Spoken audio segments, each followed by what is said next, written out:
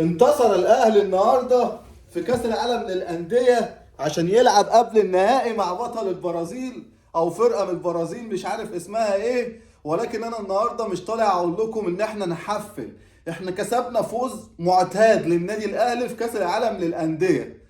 احنا خلاص يعني احنا البرونزيه اخدنا بدل المره اتنين وتلاته، فاحنا ما بنفكرش فيها، احنا بنفكر في النهائي. ذهبيه باذن الله او لا قدر الله فضيه. اللي طالع اقوله النهارده يا وليد يا فراج، عايز تراهن نفسك مع اي حد بفرقه على مستوى العالم، مش هقول لك من عندك من السعوديه، مش الاهلي بقى ولا الاتحاد ولا النصر ولا الهلال، لا لا لا لا لا، مع اي فرقه في العالم عايز تراهن بيها براحتك وبشوقك وبكيفك. انما تراهن بيها قصاد النادي الاهلي، قصاد ده تخسر على طول، تخسر وانت مغمض تخسر. انت ما سألتش نفسك وانت بتستفزنا انت بتستفز مين؟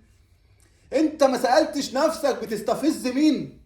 يعني انا عايز اعرف انت كان فين عقلك؟ محدش جنبك في الاستوديو قال لك خلي بالك حاسب يا وليد يا فراج. انت بتتكلم على اكبر نادي في افريقيا، انت بتتكلم على الاول عالميا في البطولات المحليه والقاريه، انت بتتكلم على تاني نادي بعد ريال مدريد في البطولات القاريه. يا وليد يا فراج اعقل، يا وليد فوق، يا وليد. مفيش وليد فراج طلع وبرضه العند ماسكه وراح رامي كوبليه كده يركب بيه الترند عشان الزملكاويه اللي هم ايه ما كانوش عايزيننا نكسب. في زملكاويه عايزيننا نكسب، لو ما كانوش عايزيننا نكسب فايه يطلعوا ترند. وليد فراج طلع قال لك ان الاهلي ما كسبش الاتحاد من ايام ما كانت الكوره جبس. طب النهارده يا وليد يا فراج في كاس العالم للانديه في مباراه رسميه كسبتك فيها 3-1 من بعد ما كانت الكرة جبس. انا جاي اقول لك اللي انا مسكت الكرة الجبس دي وكسرتها وفكيت الجبس. انا ضحكت عليك بلغة الكورة، ضحكت عليك يا وليد يا فراج. اللي هو ازاي؟ انا وقفتك بقى وخلي بالك واصحى للكلمتين اللي جايين دول، لو انت بتفهم هتفهمني.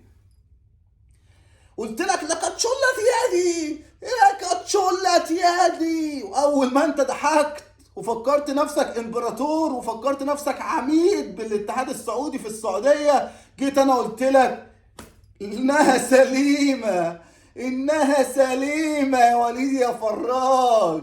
الف مليون مبروك للاهلاويه.